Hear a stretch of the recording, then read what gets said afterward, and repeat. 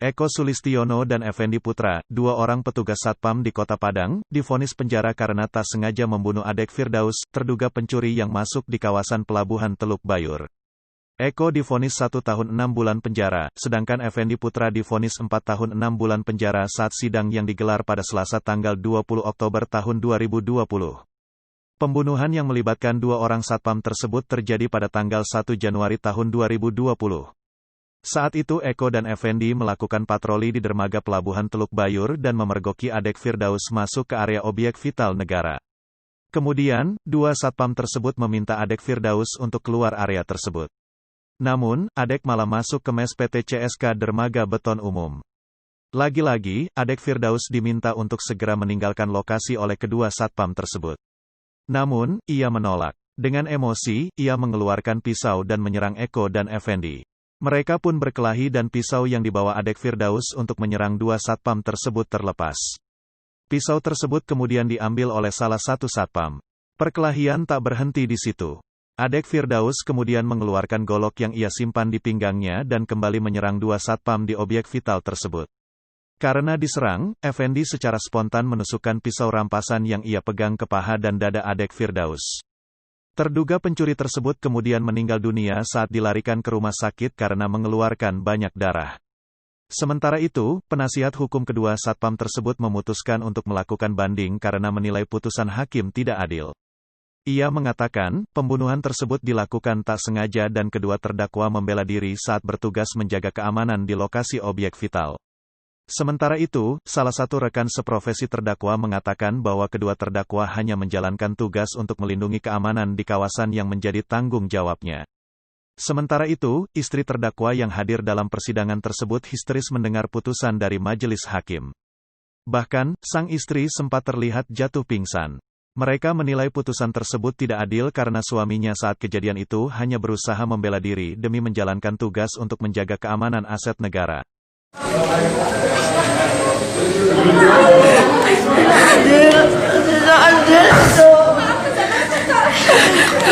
Dia menyerahkan karena salah. Dosa ada pengadilan mah. Hukum rimba aja lakukan.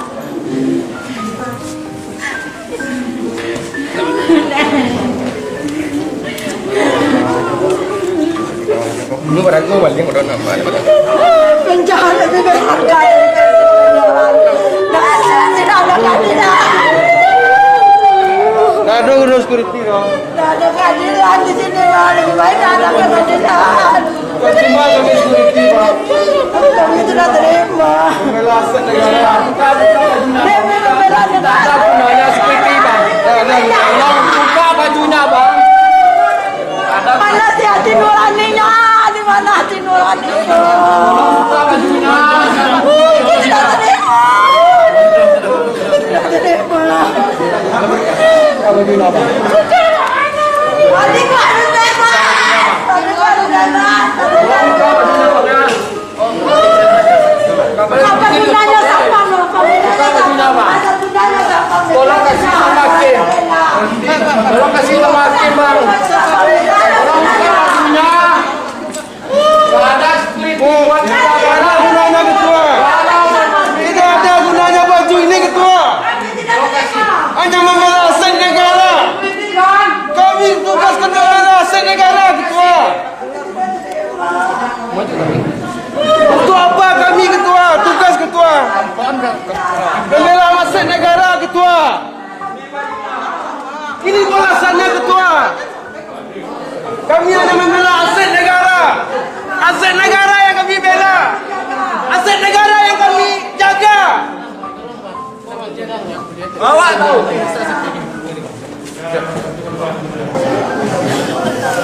Yang benar disalahkan, yang salah maling dibenarkan. Dasar.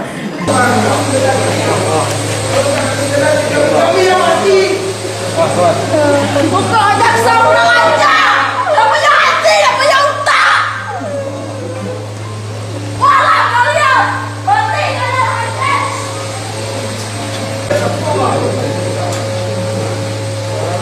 Jalannya mas security tak ada gunanya sama sekali. Untuk apa kita jadi security? Coba bayangkan kawan.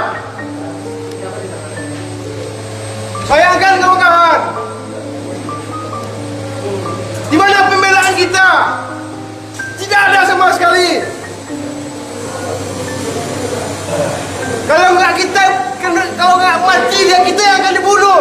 Apakah kawan-kawan mau? Coba jawab.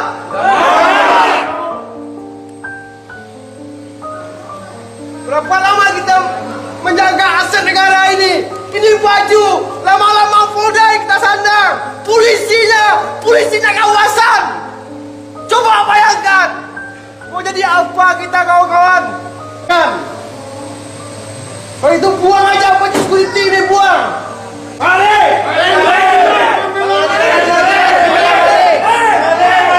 Tidak ada aturan. Kami akan gabung seluruh security yang ada di Kota Padang untuk menuju pengadilan ini. Percuma kami pakai security, percuma.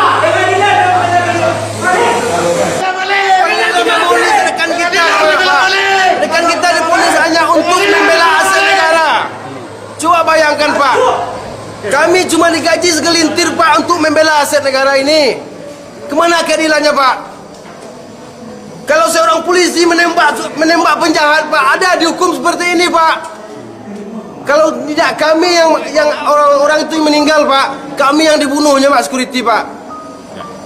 Mau jadi apa gini Pak? Ya, sabar ya. Lebih baik kita berhenti aja security Pak. Bubarkan security semuanya. Jadi dengan putusan ini tidak imbang. Betul-betul apa yang diamukan oleh keluarga atau security teman-temannya tersebut tidak sama sekali dihargai. Tidak sama sekali dihargai. Untuk apa lagi security? Jadi dengan putusan hari ini menyuruh orang-orang yang maling bebas untuk maling, ya, bebas untuk membawa senjata tajam, bebas untuk melakukan apa saja dalam hal berdasarkan putusan hari ini. Kenapa? Harus dia tahu, harus dia menilai pisau tersebut dari siapa, parang tersebut dari siapa, lalu untuk apa dilakukan itu. Dia sendiri yang membawa. Dari akibat dari tersebut bukanlah keinginan daripada terdakwa ini, tapi reaksi dari korban itu sendiri untuk mati di dalam hal itu sebagaimana ketentuan hukum pidana. Memang